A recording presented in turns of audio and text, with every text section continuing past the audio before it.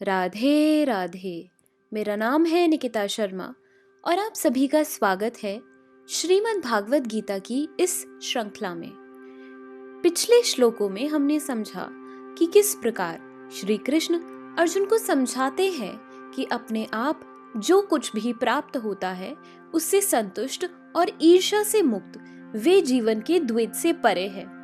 सफलता और असफलता से संभाव होने के कारण वे सभी प्रकार के कार्यों को करते हुए भी अपने कार्यों से बंधे नहीं होते हैं। चलिए आज बढ़ते हैं अगले श्लोकों की ओर। श्रीमद् भागवत गीता के चौथे अध्याय के 23वें श्लोक में कहा गया है, गत संगस्य मुक्तस्य ज्ञानवस्थित चेतसः यज्ञायाचरतः कर्म समग्रम प्रवील्यते। अर्थात जो पुरुष प्रकृति के गुणों के प्रति अनासक्त है और जो दिव्य ज्ञान में पूर्णतया स्थित है, उसके सारे कर्म ब्रह्म में लीन हो जाते हैं।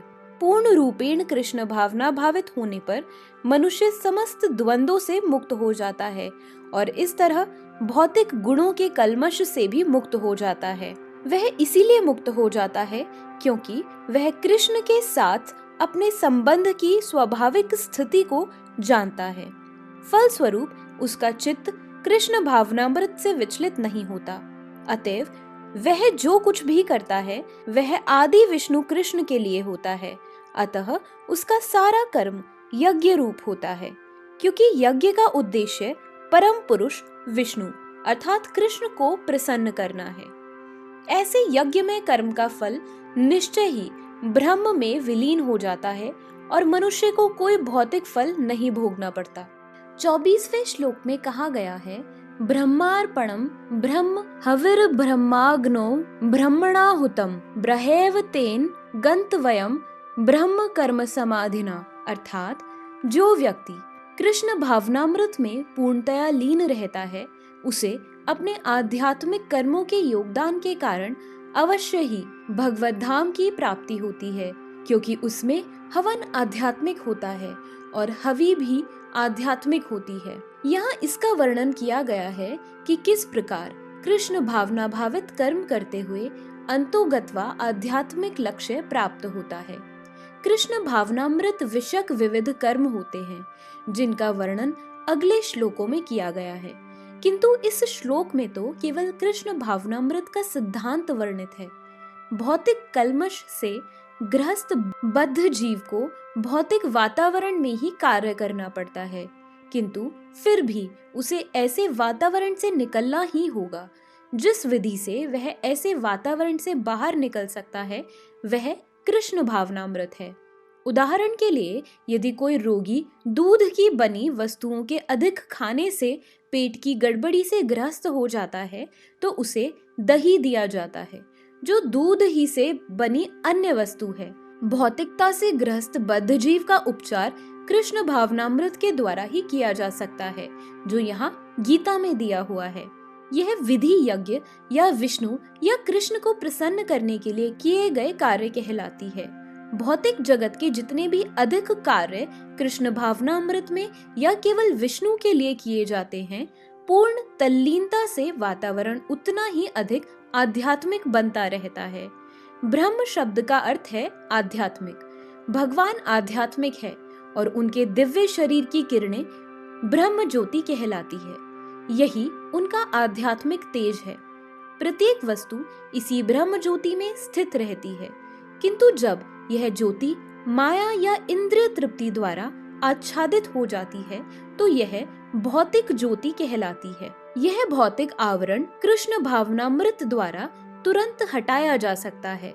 अतएव कृष्ण भावनामृत के लिए अर्पित हवि, ग्रहण करता, हवन होता तथा फल ये सब मिलकर ब्रह्म या परम सत्य है। माया द्वारा आच्छादित परम सत्य पदार्थ कहलाता है। जब यही पदार्थ परम सत्य के निमित्त प्रयुक्त होता है तो इसमें फिर से आध्यात्मिक गुण आ जाता है। कृष्ण भावनामृत मोह जनित चेतना को ब्रह्म या परमेश्वरोन्मुख करने की विधि है। जब मन कृष्ण भावनामृत में पूरी तरह निमग्न रहता है तो उसे समाधि कहते हैं। ऐसी दिव्य चेतना में संपन्न कोई भी कार्य यज्ञ कहलाता है। आध्यात्मिक चेतना की ऐसी स्थिति में योगदान करता, योगदान, उपभोग, यज्ञ करता तथा अंतिम फल, यह सब परब्रह्म के एकाकार हो जाता है। यही कृष्ण भावनामृत की विधि है। 25वें श्लोक में कहा गया है, दैवमेवा परे यज्ञम योगिनः पर्युपासते ब्रह्माग्नावपरे यज्ञम यज्ञे नेवोपजुह्रति। अर्थात कुछ योगी विभिन्न प्रकार के यज्ञों द्वारा देवताओं की भली भांति पूजा करते हैं और कुछ परब्रह्म रूपी अग्नि में आहुति डालते हैं। जैसा कि पहले कहा जा चुका है, जो व्यक्ति कृष्ण भावनामृत होकर अपना कर्म करने में लीन रहता है वह पूर्ण योगी है। किंतु ऐसे भी मनुष्य हैं जो देवताओं की पूजा करने के लिए यज्ञ करते हैं और कुछ परम ब्रह्म या परमेश्वर के निराकार स्वरूप के लिए यज्ञ करते हैं। इस तरह यज्ञ की अनेक कोटियां हैं। विभिन्न यज्ञकर्ताओं द्वारा संपन्न यज्ञ की ये कोटियां केवल बाह्य वर्गीकरण है। वस्तुतः यज्ञ का अर्थ है भगवान विष्णु को प्रसन्न करना और विष्णु को यज्ञ भी कहते हैं। विभिन्न प्रकार के यज्ञों को 2 श्रेणियों में रखा गया है। सांसारिक द्रव्यों के लिए यज्ञ यानी द्रव यज्ञ तथा दिव्य ज्ञान के लिए किए गए यज्ञ यानी ज्ञान यज्ञ। जो कृष्ण भावना भावित है उनकी सारी भौतिक संपदा परमेश्वर को प्रसन्न करने के लिए होती है। किंतु जो किसी क्षणिक भौतिक सुख की कामना करते हैं वे इंद्र, सूर्य आदि देवताओं को प्रसन्न करने के लिए अपनी भौतिक संपदा की आहुति देते हैं। किंतु अन्य लोग जो निर्विशेषवादी हैं वे निराकार ब्रह्म में अपने स्वरूप को स्वाहा कर देते हैं। देवतागण ऐसी शक्तिमान जीवात्माएं हैं जिन्हें ब्रह्मांड को ऊष्मा प्रदान करने, जल देने तथा प्रकाशित करने जैसे भौतिक कार्यों की देखरेख के लिए परमेश्वर ने नियुक्त किया है।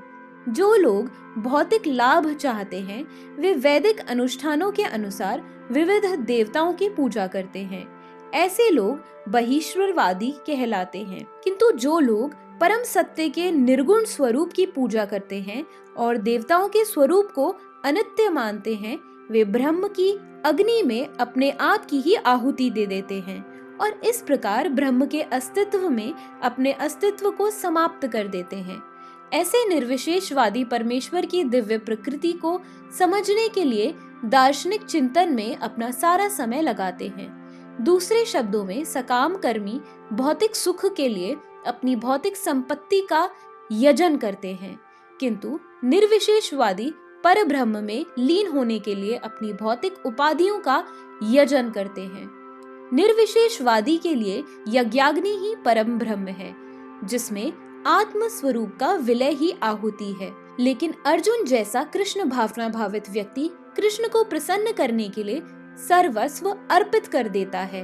इस तरह उसकी सारी भौतिक संपत्ति के साथ साथ आत्म स्वरूप भी कृष्ण के लिए अर्पित हो जाता है। वह परम योगी है, किंतु उसका पृथक स्वरूप नष्ट नहीं होता। इसी के साथ हमारे आज के श्लोकों की वीडियो समाप्त होती है।